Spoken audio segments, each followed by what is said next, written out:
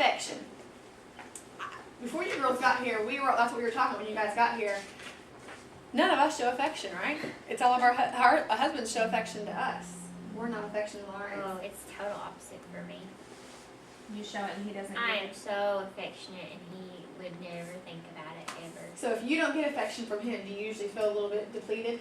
Absolutely. That's our biggest argument. Mine and Justin. By far. So it makes me wonder how much my husband is feeling depleted if I don't show him affection, because it's not a needed one. I don't even think about it. Mm-hmm. I'm the same But way. it goes back to your love languages. Whatever language, and that's how you learn your spouse. Whatever language they're feeding you, that's what they want back. And I had to learn that. When he, always kisses me and all the kids before he goes off to work in the morning. When he comes home, he greets everybody. And I'm just like, I could care less if he did all that.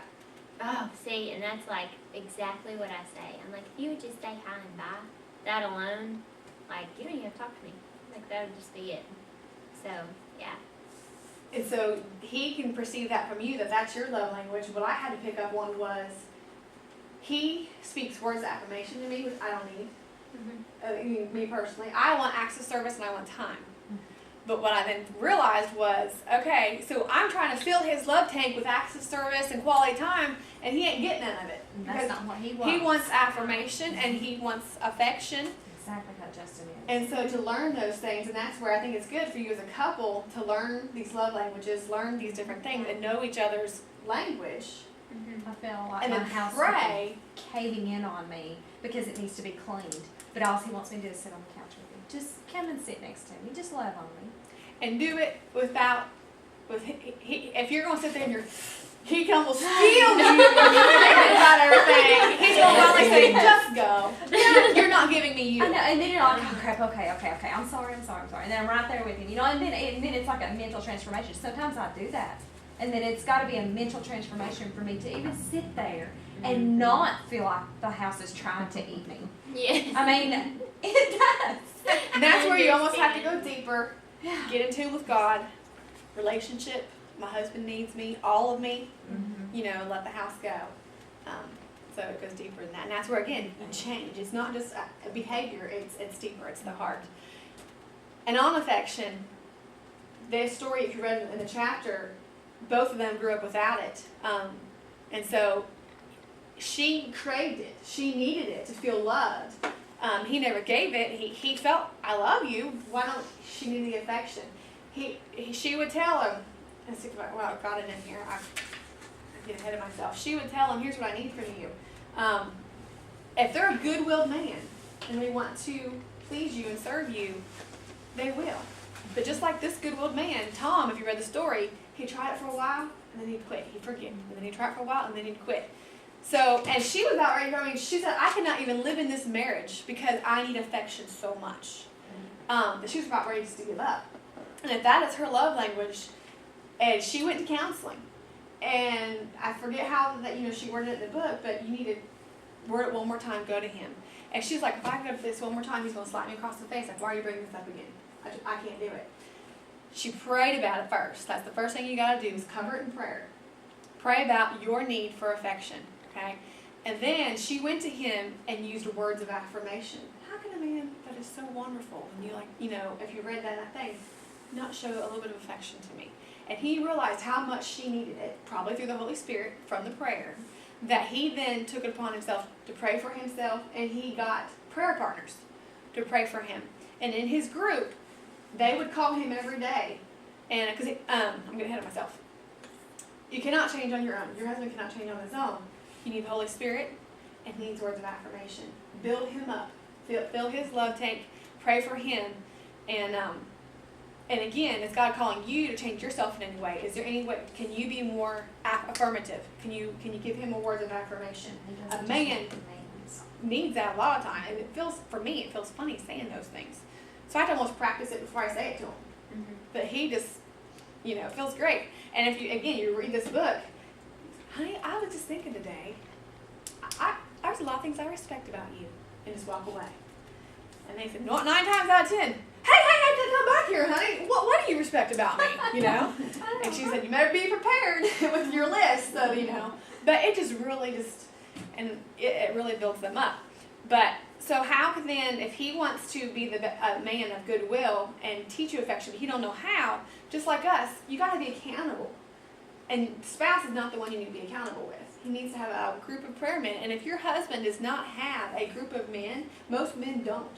Yeah. And I prayed for this years ago. And I actually started a Bible study with a friend because I wanted my husband to meet another Christian man. We have moms, we have all these things with us Christian women, but our husbands don't do anything together, and they're fine to be by themselves. I joined a Bible study group just so my husband could meet another Christian man. That Christian man then encouraged my husband to go to the men's conference in Georgia, which changed our marriage.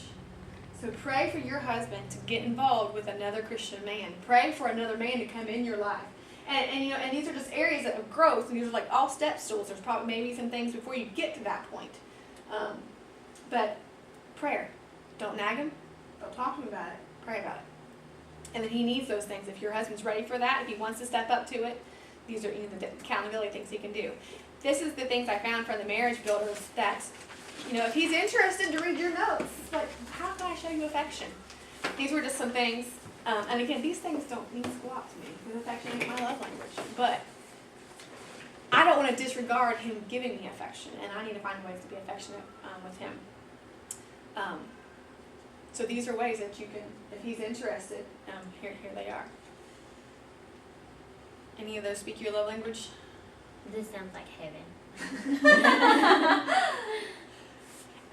And again, how little time it takes for us to give them sex, how little time it takes for them to say these few things or do those few things. Mm-hmm. But just with Bible study, when you're not involved, for me, when I'm not involved with a Bible study, I live life daily and just react to everything. Without Bible study, I have no challenge. Without Bible study and without these things, I'm not waking up today thinking about ways I can minister to my husband. Or you said this morning to two different people, you look beautiful today. And I'm thinking, did she wake up and read that in devotion this morning? And so she's going to, maybe not, you know, but I mean, you know, or maybe she's wanting it herself. And so you feed that out to people, that you wake up and you have these things. Each day, we should have a challenge of some growth, of some form of growth. Those are words of wisdom. Never thought of it that way.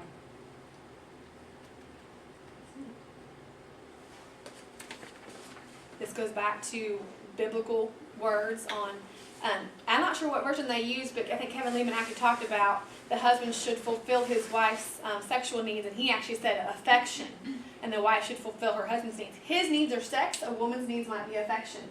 Biblical commands to do that. And it doesn't matter if we feel like it, we want to. We got commands right there. The book says, and we're different here, but she said affection is a woman's greatest need. Maybe not in our case, but maybe we don't realize it, or maybe we've given it up. I don't know. If we had affection, if we had all those things, would we not enjoy them?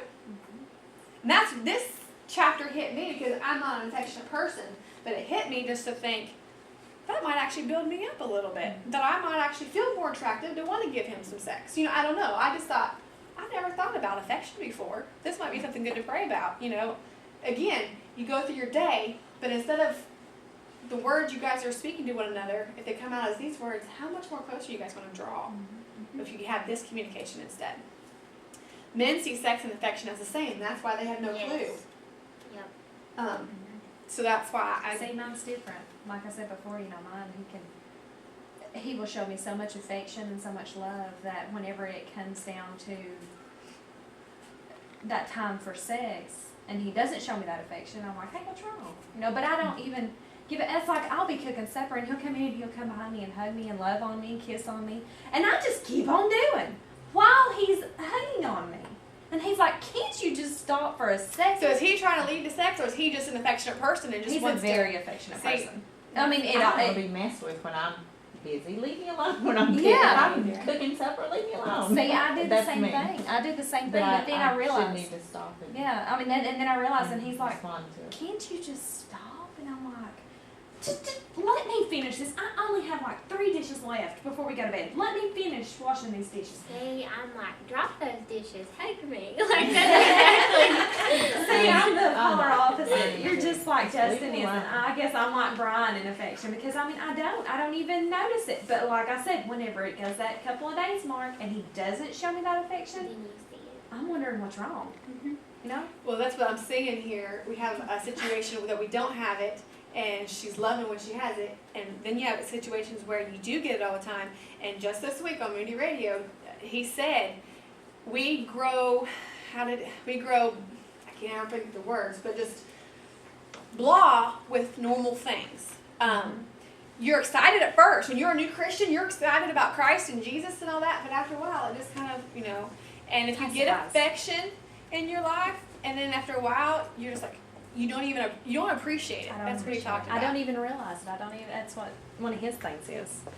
So that's interesting.